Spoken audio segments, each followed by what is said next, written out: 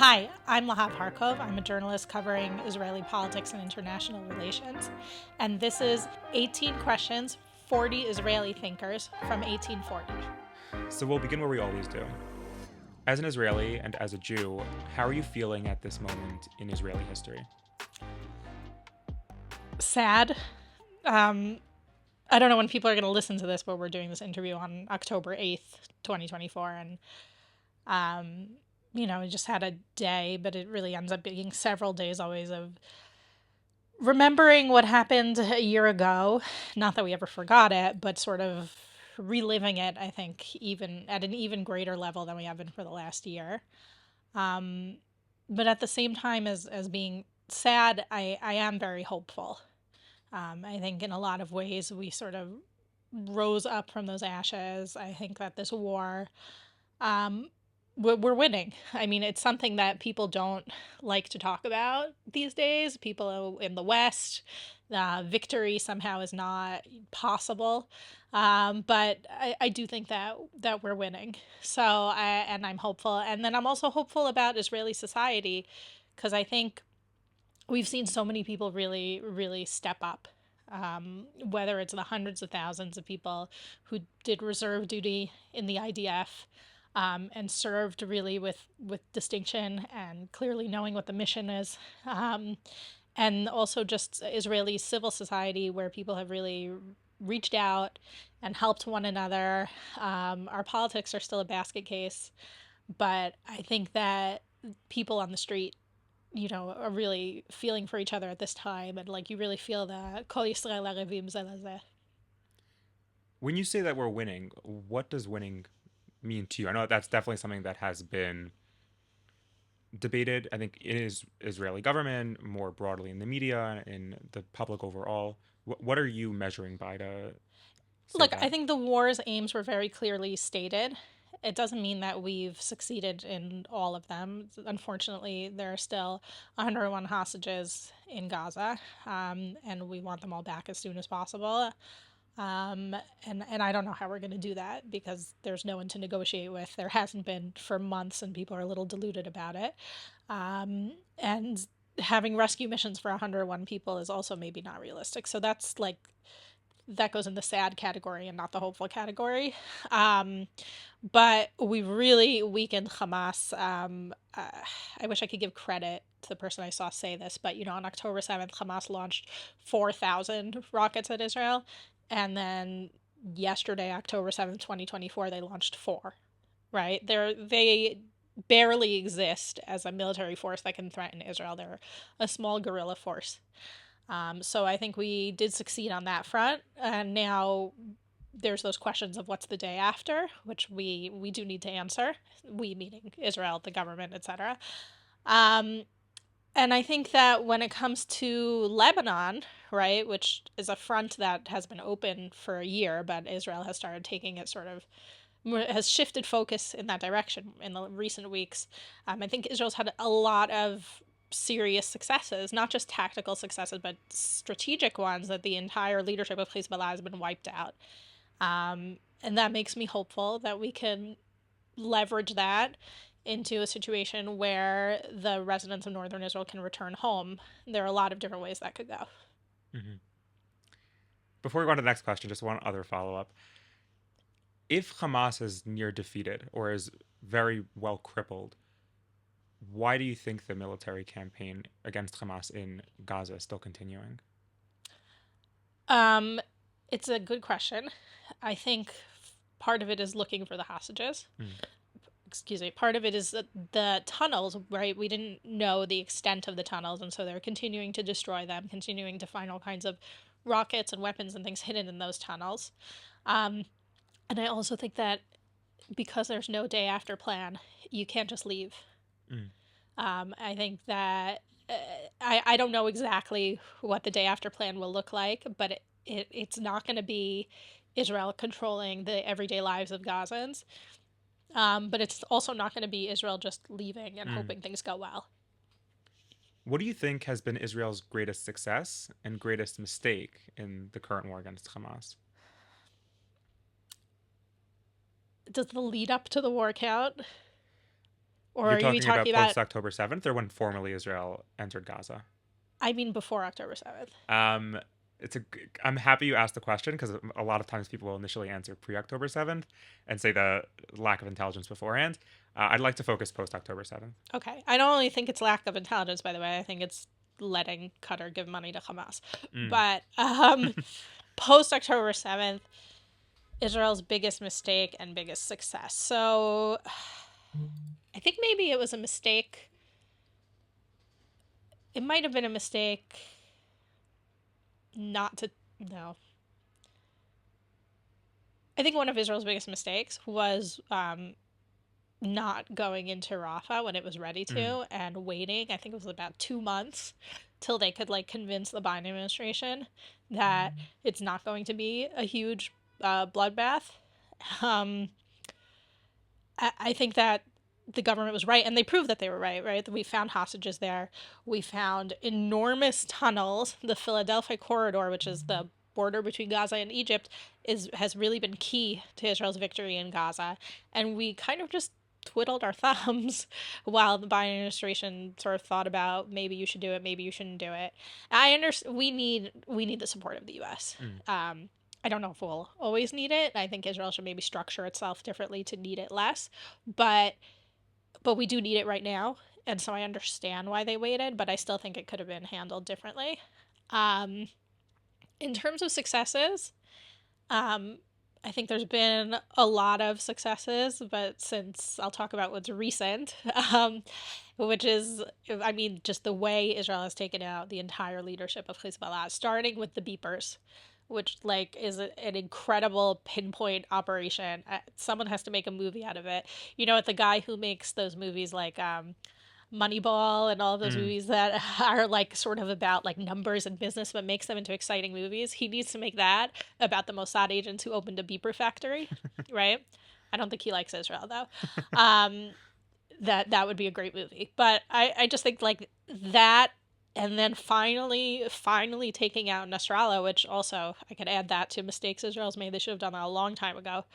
You think they were always able to and they waited? I don't know if they were always able to, but I don't believe that this is the first time they were able to. Mm. One of the concerns that I've heard about Nasrallah's assassination was that he'll just kind of be replaced. And although his replacement was potentially also assassinated, I'm curious how you understand that in terms of the successes that Israel's had. Nobody is irreplaceable. Somebody will lead what's left of Hezbollah because they are a very large fighting force. But he was unique in the sense he'd been the leader for 30 years. He became very paranoid, especially after the Second Lebanon War in 2006, and didn't delegate a lot of things. So a lot of the knowledge and the leadership was really concentrated with him. And he was also, I don't know if charismatic is the word, but Mm. Shiite Muslims in Lebanon and beyond saw him as this like great hero and great leader, and the other people are a lot more anonymous, Mm. and will probably have greater difficulty getting mass support than he did. So I do think that it's a real strategic win for Israel. Do you think the Western media covers the Israel-Hamas war fairly? Absolutely not. There's just an example of that happened this week, and again, I hope this isn't dated by the time it comes out. The CBS morning show has a reporter on it named Tony Mm. Dokupil. Oh, I I just saw this in the New York Times this morning. Yeah, okay. I've been living in Israel since 2005. I had not heard of him, but as it turns out, he converted to Judaism more than a decade ago. His two children from his first marriage live here in Israel with his ex-wife. Um, so he knows a lot about what's going on here and sort of understands what's going on here. I don't know what his specific politics are or whatever. But Ta-Nehisi Coates, the author Ta-Nehisi Coates, who just wrote a book about basically why the whole world can be analogized to the Dimco South. He went to Mm-hmm. visit different places in the world and then fit them into his very narrow prism of knowledge. And so he did that with Israel as well after a 10-day trip to Israel. Because that's all it takes, 10 days to know and understand everything here. Gave a very one-sided anti-Israel account. And Doug Peel started asking him tough questions and saying, why don't you ever mention like the terrorist attacks? Why don't you ever mention the fact that Israel has offered the Palestinians a state multiple times and they've rejected it? And he was just mad, and he like blew the questions off, like he would not actually address those questions head on. And then CBS decided to basically penalize this reporter for asking tough questions. Okay. Now, this is like a important guy, right? He's on the morning show. He's like a big deal.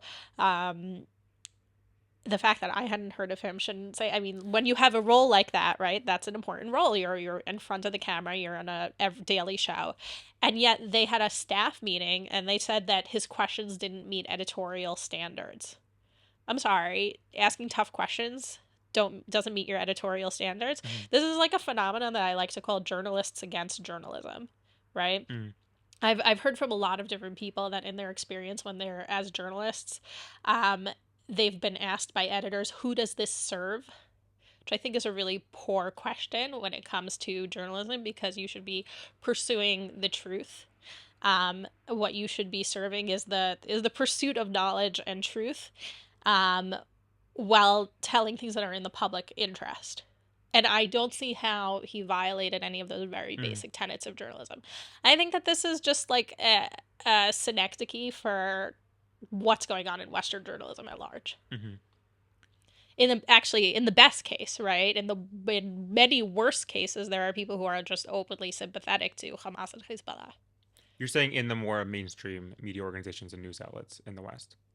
Yeah, I mean, you see these names pop up again and again in outlets like BBC, CNN, Reuters, even the New York Times. It's very random. The New York Times reporters in Australia have been embroiled in some. They've basically been caught out on having extreme biases against Israel. So it's interesting in the question of biases, because one of the things that I think that we're always talking about and calling out are different ways that the West is in some ways too limited by their worldview to understand or report on how we feel is accurate reflection of the conflict around Israel or what's happening today with Hamas. When you look at Israeli journalism, where do you see the shortfalls or the limitations that are unique to Israel that aren't necessarily shared by the West? Look, Israeli journalism is very focused on Israel. Israel's a very small country. We have our own sort of very specific culture. And so I think, I think that this is a flaw shared with most people, but I do think that sometimes Israelis are a little too navel-gazing and they don't quite understand the way other people see them or the way other people see the world more broadly. When it comes to this war, I basically think that the average Israeli media view of a lot of things is right, in the sense that, like, no, the anti-Semitism is really horrible, and the world is in many ways against us right now. That maybe that's oversimplifying it, but more or less. But there are other things, like the extent to which the Israeli media tries to blame things on Netanyahu. And I think they often don't understand how that'll be interpreted, which basically gets interpreted that this war, or much of this war, is not just, and that it's all just politics, which is damaging to the whole country. And I mean, these political reporters, like, I've known them now for 15 years almost, and I don't think most of them think that way. And they think that they don't like Netanyahu, they want him out, they disagree with the way he's conducting the war, but they absolutely think that this war needs to be happening, That's just one example. What do you look for in deciding which Knesset party to vote for? I don't like to talk about the way I vote, but I would say if I were advising other people. Well, I say, to clarify, you don't have to say who you're voting for, but what are the things that usually that you're thinking about or considering when you're deciding who you're voting for? Yeah, I mean, I think I look at what the big issues are and the important issues are in my life. As well as the greater sort of life of the nation. So national security for sure is important to me. And the economy is very important to me. Not something I write about or talk about publicly, but it is very important to me. I think a lot of people in this country have very crazy views on economics. Excuse me. I'll repeat that sentence. I think a lot of people in this country have some very crazy views on economics that, I don't know, as someone who like saw the recession in the US, for example, like this is an old example, so which is why I'll be willing to say it, but there used to be this politician Orly Levy who basically thought that there should be subprime mortgages in Israel after 2008. This was like, I don't know, 2018, and I was just like, what's wrong with you? So so the economy has become very important to me Mm. too. um there are a lot of things that I sort of don't think are going to change. You know what I mean? Like, I really believe it's important for Haredim to serve in the IDF, at least at numbers that are similar to the general public. Um, but I am very skeptical about anyone being able to change it because of the way the politics are built in this country, for example. So I would say look realistically at what Mm. you think the parties can do, look at what's going to affect your life and the life of your family, and then choose. Cool. Which is more important for Israel, Judaism or democracy? Judaism, because everyone, there are dozens of democracies around the world. Um, Israelis could probably choose to live in most of them. It's as long as they're skilled, etc.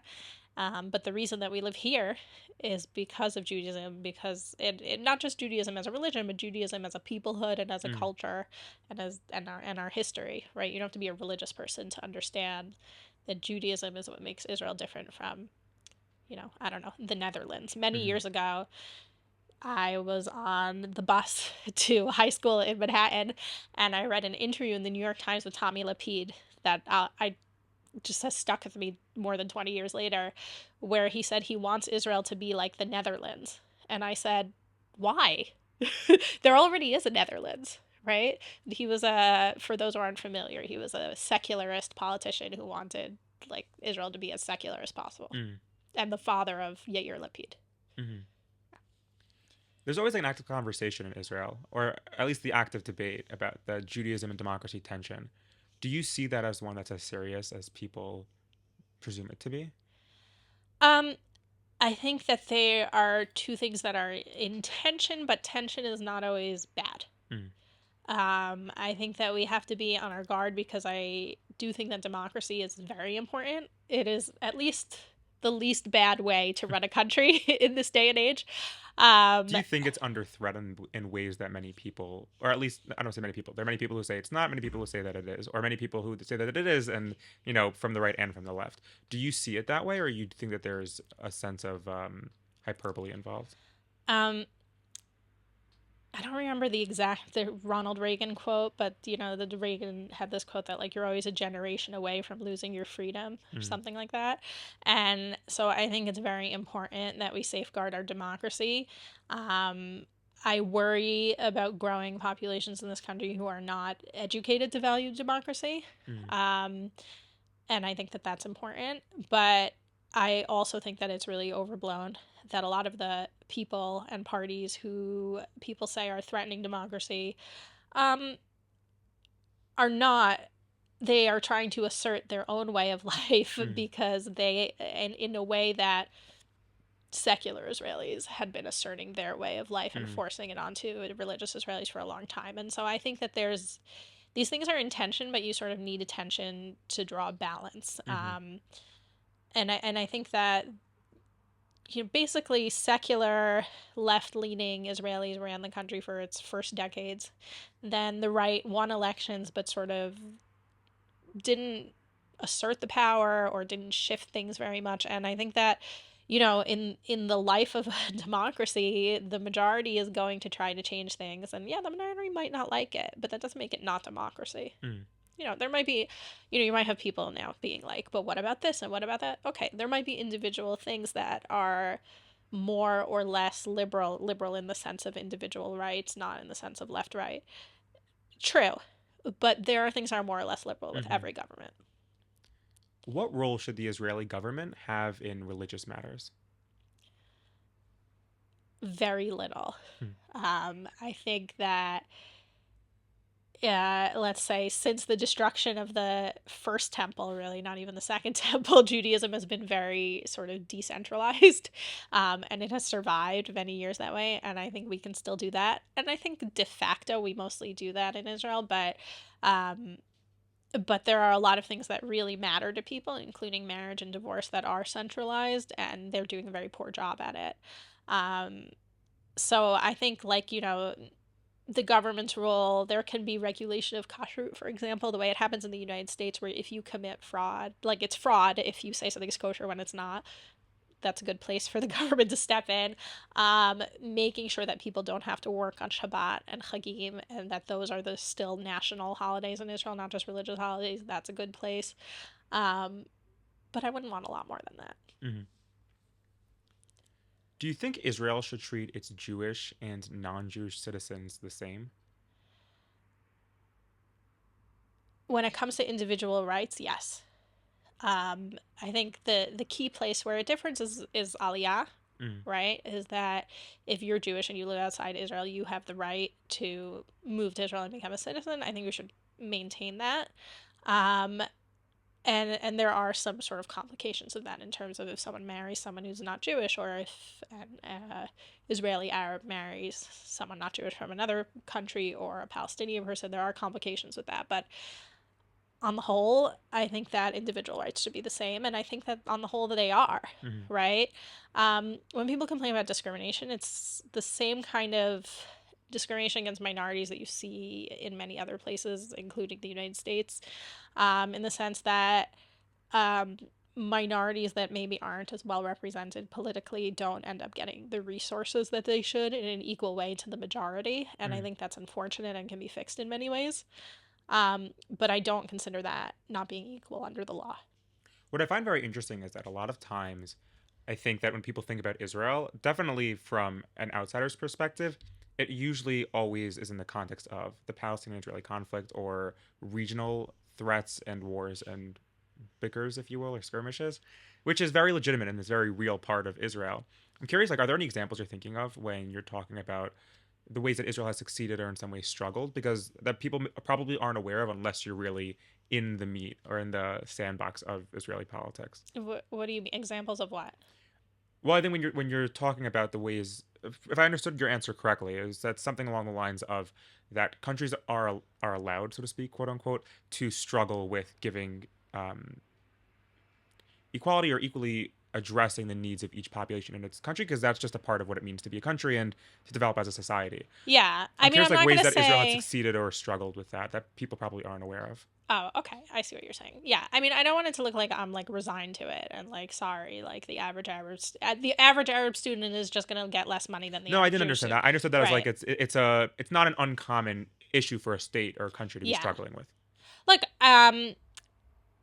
yeah, I mean, you if you visit a lot of Arab towns in Mm, Israel, on the one hand, I think you'll see a lot of large, magnificent homes, that the vast majority of Jewish Israelis don't live in such big homes. But on the other hand, the infrastructure in the cities is really poor. mm, And a lot of times the homes are like really built like right on top of each other because there's not a lot of like land resources being given to these mm. towns to expand with natural growth and things like that. So those are some of the examples. Um, I think Israeli Arabs are really, really poorly served by the representatives in the Knesset, although that has been improving somewhat in recent You're years. saying from their parties or from the Knesset overall?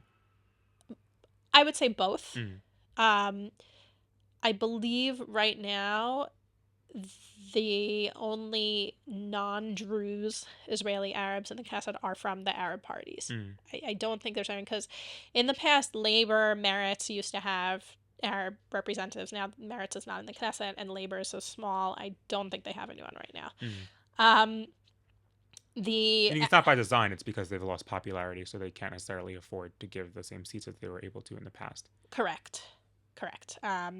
So there were times where there were Israeli Arabs in Zionist parties, Mm. right?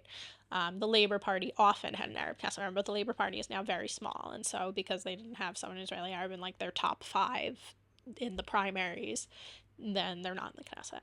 Um, yeah, and so as I was saying about the Arab parties, um, I think that they don't serve their base very well. Hmm. They're very focused on the Palestinian issue. They're very focused on fighting, like in a, and what I mean is by a contrarian way. I don't mean like fighting for them. Hmm. I think that I'm not saying that they have to turn their backs on what they believe in, but I think that like everyone chooses what they're going to prioritize. So in more recent years, the Ra'am party has chosen to prioritize domestic issues and to try to bring more resources and more of what Israeli Arabs need domestically. And I think that's only a good thing. And I hope it'll spread and continue. Now that Israel already exists, what's the purpose of Zionism? I think that people are constantly challenging Israel's existence. It's not even just the right to exist, right? Which is basically Zionism is asserting Israel's right to exist as a Jewish state, or as a state of the Jewish people, however you want to say it. Um, but they're also, challenging our actual survival and existence, right? It's not just a philosophical or rhetorical argument. And we saw that on October 7th. We see it every single day when rockets and missiles are being shot into here. And so I think that, unfortunately, we see the purpose of Zionism now more than ever. And the idea of Israel being a homeland for the Jewish people who might need it, who don't live here now, I think also is coming into clearer focus Mm. when, there's an explosion of anti-Semitism all over the world. It's like the minute we showed any weakness here in Israel and people said, oh, the Jews don't have somewhere to run away to, maybe, then, it was open season. Mm. Is opposing Zionism inherently anti Semitic?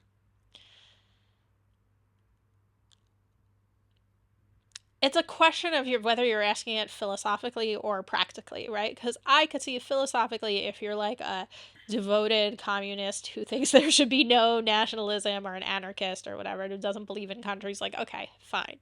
But usually those things go along with beliefs that are anti Semitic. Hmm. And I just don't think that I've found what I'm talking about secular anti-Zionism. Yeah, I don't think I found many secular anti-Zionists who don't hold some really deeply anti-Semitic beliefs. Unfortunately, I think it's true of a lot of anti-Zionist Jews as well. Such as Again, what? secular Jews who I think are, they're they believe a lot of things that Mm. are conspiracy theories about their fellow Jews, and that if you just replace the word Israel or Zionists with Jews, you would get like classic anti-Semitic tropes. Um, Hasidic anti-Zionism depends how it expresses itself, right? If you're just saying I don't believe in Zionism because Zionism is a secular ideology, but like you're not out there, you know, visiting Iran and protesting with the Palestinians, no, I don't think it's anti-Semitic. I think it's it's sure it's not Zionism, but it's not like in any way that an outsider would actually Hmm. understand. So I think that's different. Are there any examples you're thinking about from when secular the secular anti-Zionists that you know hold like very deeply rooted anti-Semitic beliefs? Yeah, I mean, it just often comes in this belief that like um being a Jew means that you shouldn't hold any power. Mm. That that being Jewish and holding power is inherently corrupting, right? And I think that that's like the sort of Jewish currents kind of milieu, like Mm. that's their belief. And frankly, like it just makes me think like of protocols, the elders of Zion and things like that. Like, oh no, like if the Jews have an army, like what are they going to do to our babies on Pesach or whatever, Mm. or the banks? Is the IDF the world's most moral army? I don't have like a scale of morality where we would place things. I'm not like a big fan of like superlatives like that. I understand where the slogan comes from though, because I think that it goes above and beyond what most modern armies do to try to avoid civilian casualties. You know, that they have like lawyers like sitting in all the rooms where the decisions are made to make sure that international humanitarian law is being followed. Israel's canceled very important strikes that could have been, you know, strategic wins for Israel because they've seen civilians in those areas. And when you look at studies done about the ratio of civilians to combatants, and not just studies done, because this week there was a report of a Hamas official saying that 75% of the casualties in Gaza were Hamas affiliated.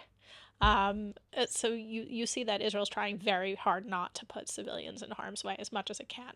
So, you know, do they do it more than anyone else? I don't have a list of all the world's armies and what they do, but I think we're up there. Are there any examples you're thinking of about the strikes that Israel has canceled that would have um, resulted in casualties that they didn't see as justifiable? I don't have like a specific, but the IDF has released like videos of things like that where, Mm. you know, you'll see their videos of like a target, and you'll hear the people talking, you know, in the room where they're setting up the strike, and they'll call it off because they see someone there who shouldn't be there. Do you know? I know I'm not sure as a journalist whether you would or wouldn't. Are you aware of what considerations go into making those kinds of decisions?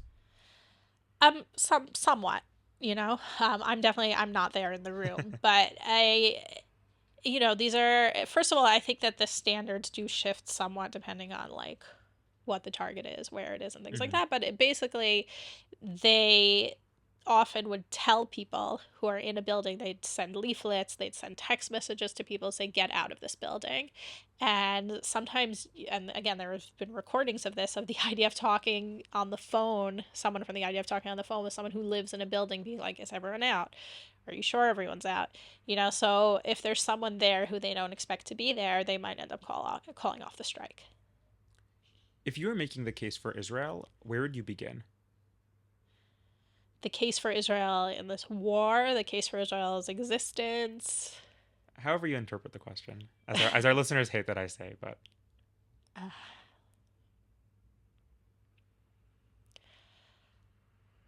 yeah, it also depends who my audience is, right? Um, feel free to include any qualifications in your answer. yeah, I mean, I'll start. I think we'll start with the case for Israel's existence, which is that um, if you believe in self determination for most nations, right, and you think that, you know, people who persecuted minorities should be given rights, should be given, you know, in many cases sovereignty, then like why then that's Israel, right? You start with the fully secular sort of political ideology.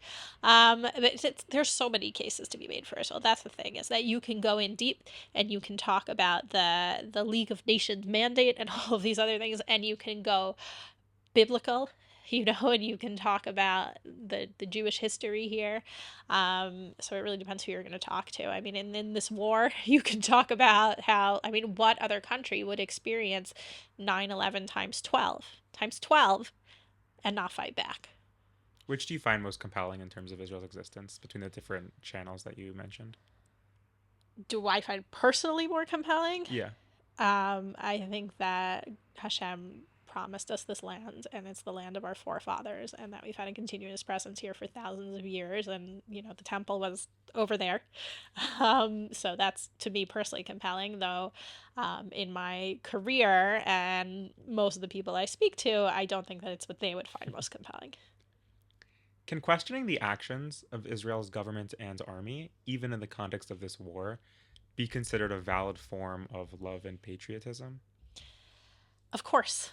Um, maybe I don't like agree with the slogan of like dissent is patriotism because I don't think that's what defines patriotism. But I think in a democracy, you know, not even in democracy, I think in general, um, in democracies this is true, and I think in Judaism, in many of our texts, this is true.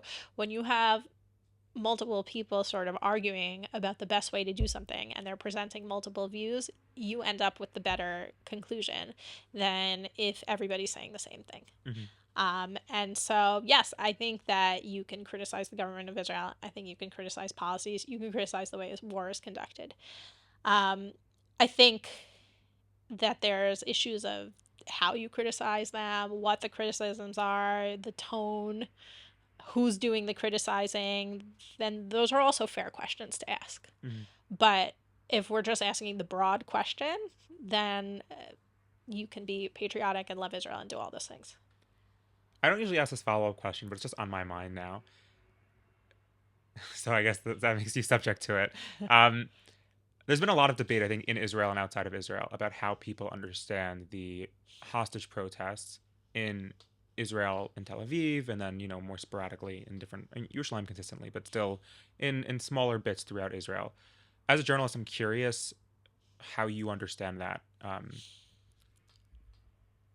Okay, so in November already, before the first hostage deal was reached, I spent some time in the headquarters of the Hostage Family Forum. Oh, is there Um, an actual headquarters, or yeah, that's more of like there's a a makeshift? tech company in Tel Aviv that donated a building to them. Small building, it's like 4 floors or something, but they Oh, took it over. really? Yeah. I had no idea. Yeah. And it's huge. It's not just people who are planning protests and press releases and marketing. They also have like therapists there helping the families. They had like all kinds of things going on there, to support the families like themselves, not just to get the Wow. word out. Um, yeah, and I wrote a very big piece about it for Jewish Insider. I think in a lot of ways they're doing really great work for these families. But when I was there, I was shocked to some extent how many of these people I knew, the people who were volunteering there, because at least at the time, it was all volunteer based. Now that's been a year, I hope some of these people are getting paid. But at the time, it was all volunteer based, and I was shocked by how many of them I knew from politics, from writing about politics, specifically left wing politics. Mm.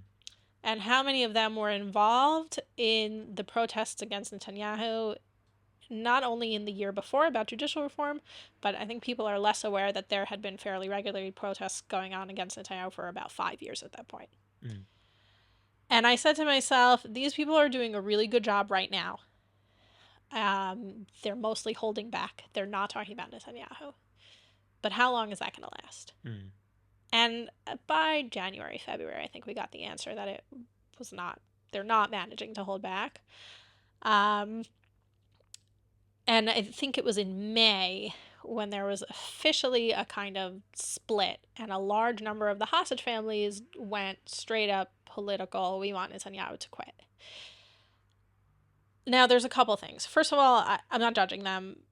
They're going through something completely horrible. Um, and if that's how they feel, I'm not going to tell them. I'm not going to tell them it's not legitimate to say it. But if I were advising them, I would say to them, even if you feel like your concerns are not being addressed by the Netanyahu government, you are using divisive language that is turning your cause that was uniting for Israelis into a cause that is more divisive than it should be. Mm. I think that either they were getting bad advice or they were not taking the advice they got. Mm. And I think it's really unfortunate because I think you ask any Israeli out there on the street, they all want the hostages to come home as soon as possible. The question is more a question of what should be done to get them out, right? Now, the majority, probably the vast majority of the hostage families would like basically any deal, right? They're very, there are, I'm sure most of them would say there are limits, but the limits are, you know, they could say, I've heard a lot of them say, we can end the war, saying this 6 months ago, we can end the war now. And then when Hamas attacks again, we'll just start the war again, which is a lot easier said than done, right? Like the international community was not going to be happy if there's a ceasefire agreement that's then broken. But fine, that's the argument they made.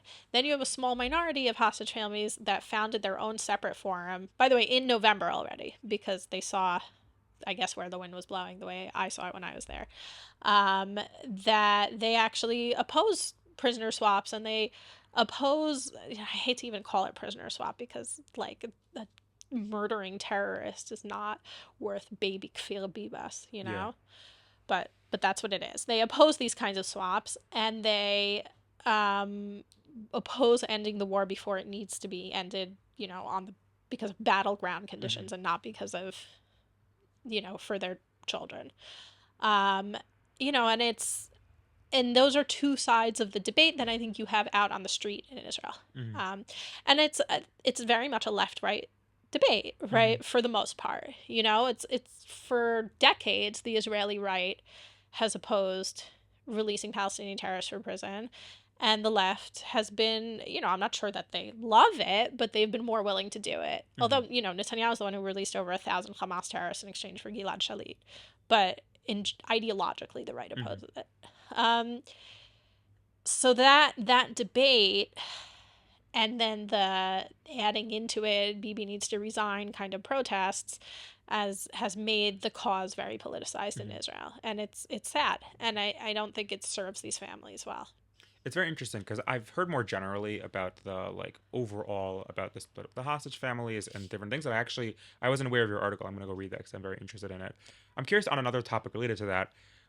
There's been much said of accusations that Netanyahu is, at least in some part, motivated by his own political ambitions or political considerations to stall the war, stall the deal.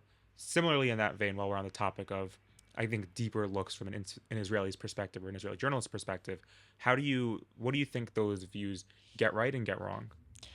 I think factually, the corruption trials against Netanyahu are still ongoing. Mm, They haven't stopped. They've been, maybe they're going a little slower, but they've been proceeding throughout this war. And I think in general, if you look at the way the Supreme Court and the Attorney General have been conducting themselves during this war, you can agree with things they've done or disagree with them, but either way, they haven't put everything on hold for the mm, war. They did maybe for a couple months, and now they're doing other things. They're doing their jobs. Again, well or not well, different mm, opinions certainly differ, but and so I don't think this war is going to get Netanyahu. It's not a get out of jail free card, even though I think at this point it doesn't look like he would go to jail. Um, Electorally also, like, I think it's like his he was very unpopular in the beginning of the war, right? But in the beginning of the war, everyone agreed we needed to go to war. mm, Now he's doing a lot better in the polls. I guess because we're also doing a lot better in the war. But I just think that there was almost no point in the last year in which I thought the parties in his coalition would leave and trigger an election.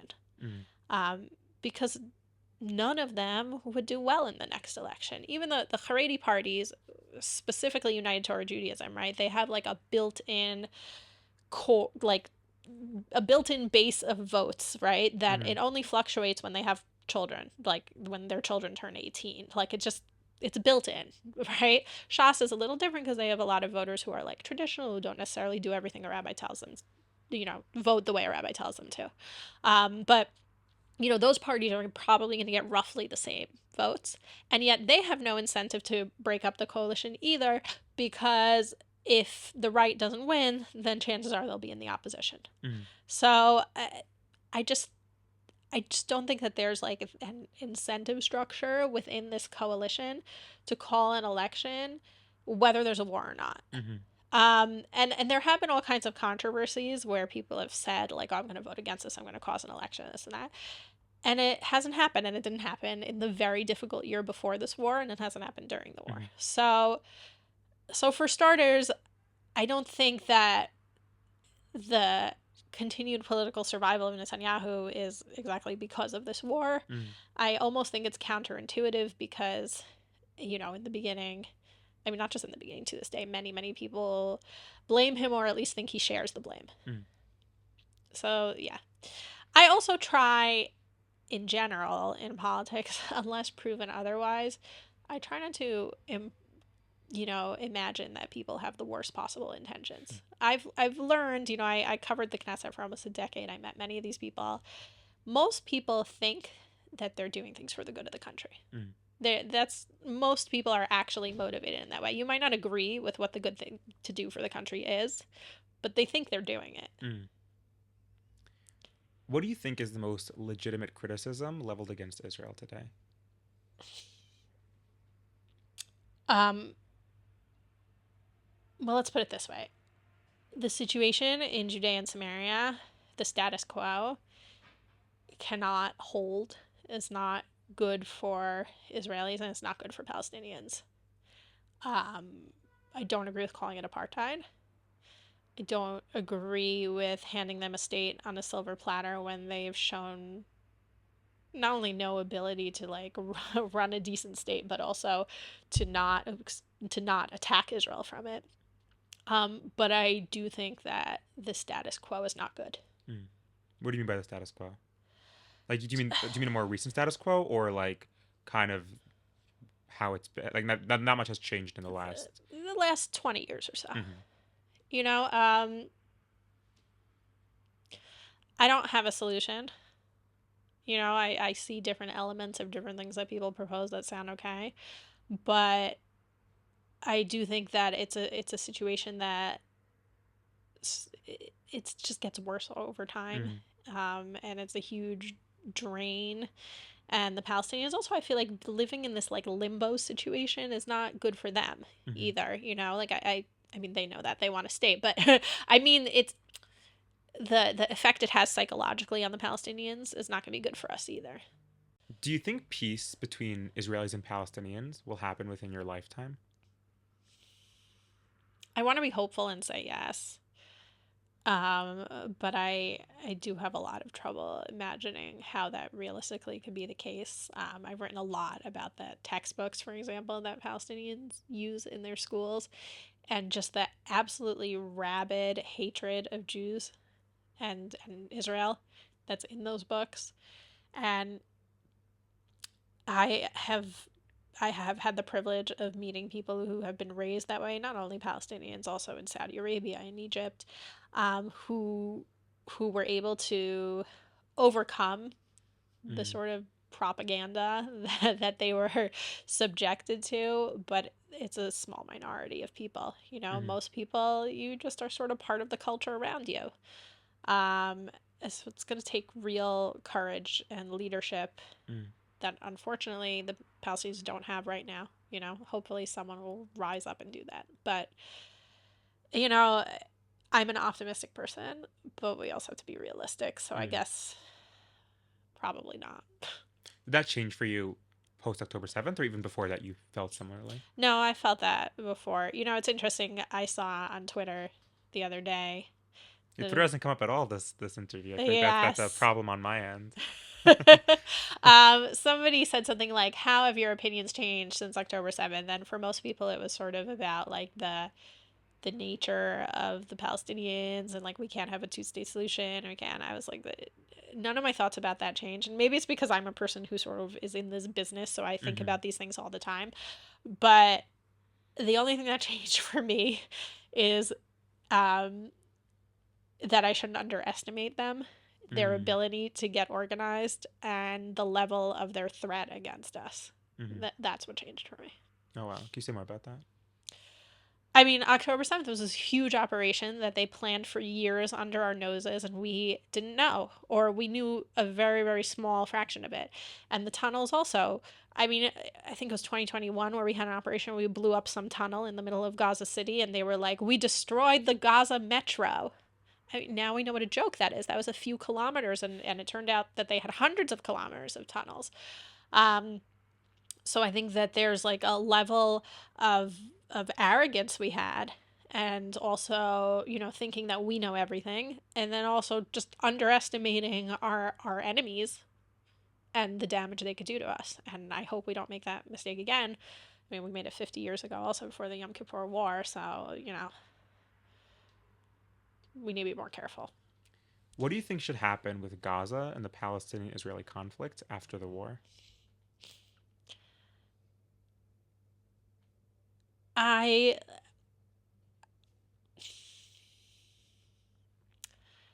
I think the ideal situation for Gaza in the short to medium term is for Israel to work together with other international partners to first make sure Gaza is demilitarized, Mm. which is basically what the Israeli army is doing now, but to continue, right, to not allow arms in, and to work on sort of de-radicalization, denazification, essentially, the kinds of programs that we had in Germany and Japan. I know the Palestinians are a very different society, but I think that that's like sort of a model to combined with a sort of Saudi model where they had a very radical Islamist education system and culture, and that they are now their education system is much more moderate, and as a society they're slowly moderating as well. The hope would be that these Arab states that are trying to modernize, and they're, I think, have been able to modernize while maintaining an identity and remaining religious, but a distinct identity, I mean, Mm. and remaining religious, that they can show the Palestinian society that they can do that too. Right now, those countries are hesitant. I think it's because the war is ongoing. I am not necessarily saying the war needs to end right now. I can't claim to have the knowledge of exactly what's left to do in there, but I do know that the IDF says that they're mostly finished. Mm. And Do you think the war will end soon, or do you think that that is something that's been said often? I think that this is a multi-front war, and that none of the Iranian proxies, we haven't talked about Iran either, Yeah. um, none of the Iranian proxies that are attacking us are actually going to stop until like they sort of all stop together. That's what they say, at least, and while they could be lying, it sort of makes sense to me that that's their plan. That's what they've been doing all along. Um, so I think that it's just going to be at like a very low intensity what's Mm. going on in Gaza until we wrap up in Lebanon as well. Um, You mentioned Iran, and I'll tell you this: it depends sometimes when we throw in Iran, when we don't. When we started the podcast, Iran wasn't as present, I think. So I guess bonus question for everyone: do you think the Iranian threat is being properly addressed? I guess my question in return would be by whom, but it doesn't even matter. The answer is no. Like it doesn't matter. Not America, not Israel. Israel's doing a little, trying Do now, you think they're but moving in that direction? it depends what moving in that direction means. But just to go back to why I think it's not being properly addressed is that right now the administration thinks that it can't be they think that the Iranian nuclear threat basically can't be eliminated, and that it just needs to be sort of like dealt with. The U.S. administration, you Yeah, mean? they needs to be put in a box, is what Anthony Blinken used to say all the time. Um, and I think that the box needs to be blown up. So I just think that there's Put it in no a box and then blow the box right, up. exactly. I think that what we've learned is that first of all, they're moving very, very quickly towards nuclear bomb. They're very close to breakout. Now, after breakout, this is the thing that people often forget. After breakout, they then have to turn what was broken out, the nuclear material, into a bomb, and that takes some time as well. But even the most like conservative estimates are putting them at like, I don't know, a year. It doesn't take that long. Hmm. They have friends who have turned nuclear, material into bombs that who can Yeah. help them do that. Um, so I just think like that's it. Like the clock is ticking. We're 5 minutes to midnight. Like what are you waiting for? Like the Hmm. box is not holding them back, right? Now we have October 7th and the proxies and all these ballistic missile attacks, right? And then Biden says to Israel, take the win. Well, Israel took the win in April, right? There was like some small attack explosion in Iran, which I guess it was a important target, but still, it didn't deter them from doing it again. It didn't deter them from sicking all of their proxies on us over and over again. Um, and they're the core of the problem, right? They're the root from which all of these branches have grown. Um, and if you don't nip it at the bud, Hmm. then it's just going to grow again Mm. and again and again and again. So there's two levels to this, which is that if they have a nuclear weapon, they're going to threaten the whole world with it, certainly the whole Western world and Israel. And then they're going to keep attacking Israel with their proxies if we don't address it head on. So I don't want a war with Iran. I don't want any war. But I don't see how we in Israel can be safe if we keep trying to avoid it. Where do you read news about Israel? JewishInsider.com. No, I write the news about Israel there, but like it's from a variety of sources. But I try to mostly read the news in Hebrew because sort of by the time it gets to English, it's usually late. Mm. Um, That being said, there's some very good reporting in the foreign press because there's a military censor in Israel. And so the Wall Street Journal is doing a really amazing job. I have a lot of issues with the way the New York Times covers Israel, but they also get a lot of very good scoops. And so, unfortunately, I have to read them a lot too. Those are the big ones. Where do you identify on Israel's political and religious spectrum? And do you have any friends on the quote unquote other side? Like I said, I don't like to say who I vote, so I'm not going to identify myself politically, and people can just like guess. And would you say that? Would you be I comfortable will saying if you're more say, right, you're more left, you're more look, center? I consider myself to be a fairly lowercase c conservative Hmm. person, um, but I don't think that conservatism, certainly of the American side, really exists in Israel, so I can say that.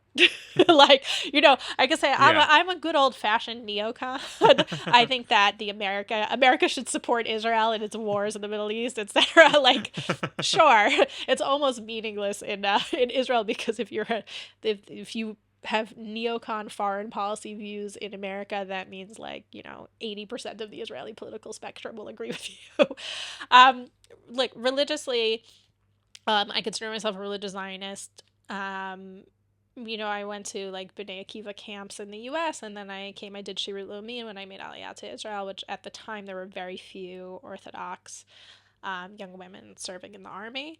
Um, Nowadays, I was all for it then too. I'm all for it. I don't think there's a problem with it, but it was sort of like what was done at the Like time. taboo. Yeah. Um, I'm definitely on the more liberal end of religious Mm. Zionism, the more sort of seeking out more roles for women in a lot of places within halakha. Um, it's an interesting place to be in Israel because there's not so many congregations in Israel that would let a woman do a Dvar Torah or would be okay with a women's tefillah group or a women's Megillah reading and things like that. And that's like for me almost like the minimum of what I'm looking for. Hmm. So, whereas in the US, like I grew up in New Jersey, like there's a lot of that in New Jersey, New York. But I've managed to find it wherever I've lived here in Israel. And yeah, that's where I am more or less. Like I hope like my kids will go to B'nai Akiva or to the religious scouts. They go to religious Zionist schools. Um, they're little, so Hmm. when they in Israel, it's like when you get to middle school, high school is when you have these like big decisions of like what ideology they'll do. So I'll cross that bridge when I reach it. And do you have friends on the other side of the political and religious spectrum? Absolutely. First of all, when you are in like a liberal religious Zionist circle, the politics are super interesting because stereotypically religious Zionists are very right wing in Hmm. Israel, but because there's this sort of more liberal religious element, for many people would call it feminist. Um, I don't have a problem with the word feminist. I just think it puts a lot of people off, so I don't necessarily. I use it less for that reason and not Hmm. because I actually think it's a bad thing. Um, and so you do have a lot of people who are, Shomer Shabbos, kosher, whatever they're Hmm. from, but will vote for the left. And so you have that Mm. in these very small communities and congregations, and I find that very interesting. But also, you know, I reported in the Knesset for almost a decade. Um, and I met people really all across the political spectrum who are good people. As I said, I really do believe that the majority of people in the Knesset are there with good intentions.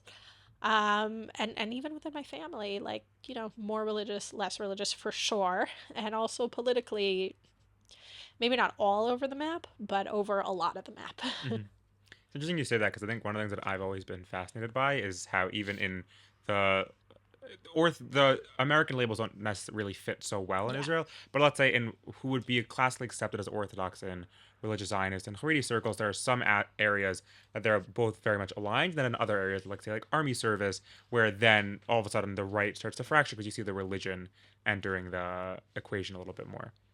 Yeah. No, I agree with that a lot. I think like also in Israel it's all just really associated a lot more with politics Mm. because you have all these political parties who claim to be representing religious groups. Mm. I didn't like, for example, when the party of Bezalel Smotrich, the finance minister. They changed the name of their party to the Religious Zionist Party. It used to be the Jewish Home Party. I just felt like not all religious Zionists vote for you. Not all religious Zionists agree with you. I'm sure he and I agree on a lot of things, actually. But I don't, like, when I say I'm religious Zionist, like, I'm not saying that I'm voting for him, Yeah. And so I found that Yeah. very annoying. And But for listen, like, Shas stands for Shomrei Torah mhm. Sfaradim, like Torah observant Sephardic people. And there are, I don't know, tens of thousands of Torah observing Sephardic people who don't vote Shas. Yeah. So So our last question. It's kind of funny because you were a little bit answering this in the beginning, but I'll ask it anyway. Do you have more hope or fear for Israel and the Jewish people? I have hope. First of all, I always have hope. Um, that's how we've survived, right? Atikva b'shnat alpayim. For 2,000 years, we've survived on hope. But I think it's justified. I think, in general, the arc of history, moves towards progress. I think that there are bumps in the road, terrible, horrible bumps in the road. But overall, we're always trying to move forward and do better and grow and flourish. And I just think that we have it in us. Mm. The Jewish people do, and the people of Israel do. There's so much talent here. There's so much heart and love for one another. So much wisdom, and that we can put it all together, Mm. and we can rise from this sort of pit of despair that many of us are in. Okay, amazing. Well, Lahav Harkov, thank you so much for answering our 18 questions. How was this for you? Good, yeah.